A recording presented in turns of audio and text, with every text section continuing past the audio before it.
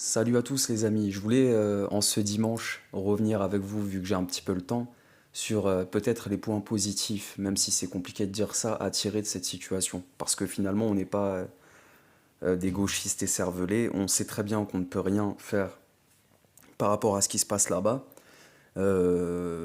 parce que simplement on n'y est pas, et voilà.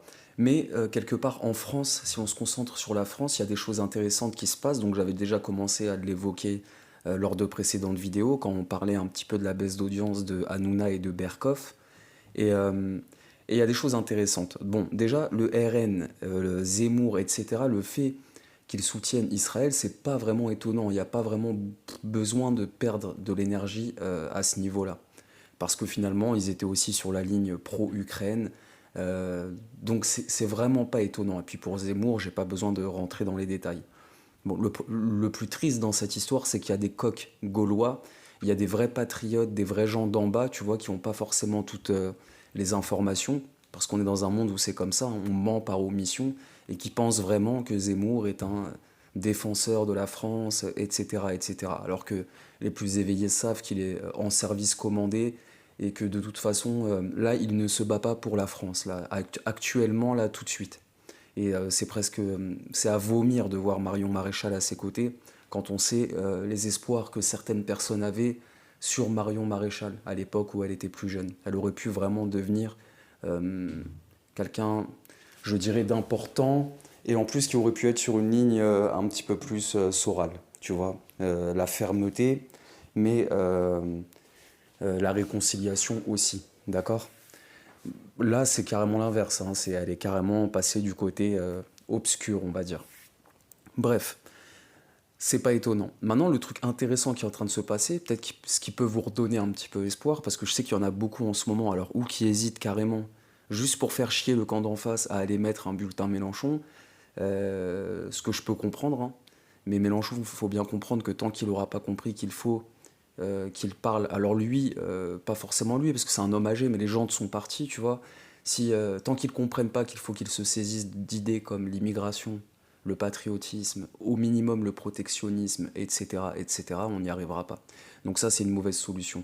Après, il faut pas désespérer. Et pourquoi il ne faut pas désespérer? Parce qu'on se rend compte qu'on a tout ce camp-là de la réinformation, Berkoff en premier, hein. Je vais parler plus de Berkoff, mais les autres aussi qui gravitent autour, qui buvaient les paroles de Poutine et des BRICS il y a encore quelques semaines, qui buvaient les déclarations de Poutine. Poutine, je vous le rappelle, c'est le seul en ce moment qui combat, euh, on va dire, alors comme disait une gilet jaune lors d'une interview, je crois que c'était de Vincent Lapierre, ou je sais plus, à l'époque des gilets jaunes, il y avait une mamie qui s'était arrêtée et qui avait dit qu'aujourd'hui la nouvelle Sainte Trinité c'était McDo, Coca, porno. Tu vois. Et Zemmour, Poutine, quelque part, il combat ça. Et ils le savent très bien. C'est pour ça que Berkov buvait ses paroles encore il y a quelques semaines. Poutine est le seul qui défend les idées de famille, qui défend un monde où on n'imposerait plus ses règles et ses lois exactement comme est en train de le faire Israël. Tu vois, parce que finalement, ce que vivent les Palestiniens, c'est ce qu'ont vécu énormément de peuples, hein, avec les Américains, avec, tu vois, cette petite façon de faire. Alors bien sûr, là, bien sûr que c'est différent, mais quand même, il y a un petit peu de ça, tu vois. Donc c'est très intéressant de voir le malaise là aujourd'hui de Berkoff. Alors là, ils font la politique de l'autruche, hein. Ils font, vous avez vu, ils en parlent le moins possible, ils font comme s'il il ne se passait rien, en espérant que le coq gaulois, qui ne s'est pas travesti, oublie la période là, tu vois, récente. Mais bon, je pense qu'en plus le pire c'est que ça va marcher. Mais voilà, le côté positif, c'est que eux sont démasqués. Et là, vous voyez bien que Berkov boit beaucoup moins les paroles de Poutine. Il cite beaucoup moins Poutine. Mais si toi, tu te sens un petit peu désespéré parce que tu vois toute la droite patriote se vautrer dans les bras d'Israël, que toi, t'as pas fait ta transition, hein, comme on dit maintenant, et que tu te sens un peu désespéré par rapport à ça, eh ben, sache que les plus grands de ce monde sont de ton côté. Les vrais résistants de ce monde sont de ton côté. Et même eux, comme Berkov et tout, savent qui sont les vrais résistants aujourd'hui, tu vois. Et donc voilà. On n'oublie pas que Poutine a reçu une délégation du Hamas, parce qu'il paraît qu'il faut le dire avec l'accent hébreu, tu vois, le Hamas. Il paraît que ça fait un petit peu, ça fait peur, donc voilà, il faut le dire comme ça. Et ça, Berkoff, il en parle beaucoup moins. Les déclarations de Poutine sur le Hamas, c'est pareil, il en parle beaucoup moins. Donc voilà. Gardez espoir les amis, parce qu'au moins les masques sont tombés et on va y voir plus clair après tout ça. Maintenant, à vous aussi de ne pas tomber, de ne pas oublier cette période. Et je parle à tous ceux qui ne se sentent pas à leur place maintenant, aujourd'hui, dans les chaînes de réinformation, qui voient bien maintenant que le Covid est passé, qu'on n'a pas les mêmes intérêts que ces gens-là, et ben restez en retrait. Chaque vue, chaque abonnement, ça compte. Ok, restez en retrait. Restez en retrait au minimum. Ça évitera de vous prostituer pour des gens qui finalement, vous voyez bien, on n'a pas du tout les mêmes intérêts.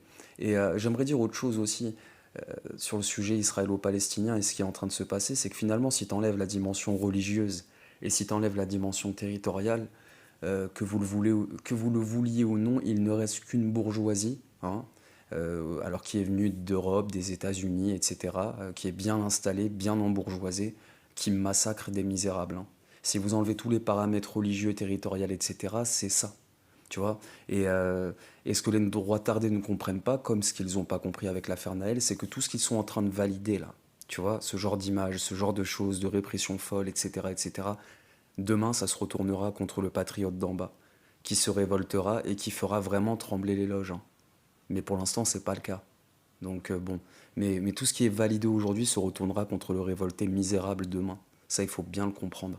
Et de là à ce que les pauvres de ce pays, euh, les musulmans, bien sûr, les descendants d'immigrés, et les pauvres, parce que finalement, tu vois, ces gens, c'est les pauvres qui n'aiment pas, hein. C'est clair et net, hein, tu vois.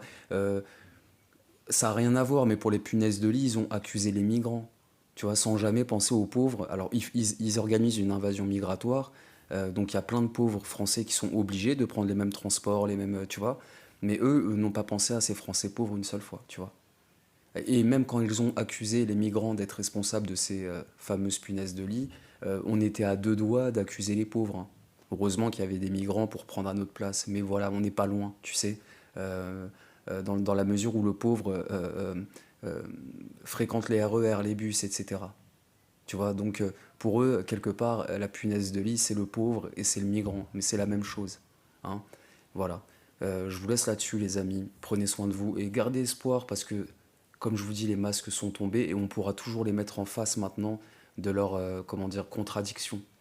Tous ces gens qui ne dénoncent plus les conflits d'intérêts, tous ces gens qui maintenant ne boivent plus les paroles de Poutine, tous ces, tu vois, tous en fait de n'importe quel côté on pourra les mettre en face de leurs contradictions, que ce soit les médias officiels et les partis officiels quand on voit ce qu'ils ont fait en Ukraine, comment ils ont défendu le cas ukrainien, et maintenant on pourra toujours les mettre en face de ce qui s'est passé actuellement en Palestine, et pareil pour les Berkov, tu vois, on pourra leur rappeler cette période où ils ont tapiné clairement pour Israël, sans aucune retenue, hein. Et voilà mes amis. Euh, je vous laisse là-dessus, prenez soin de vous.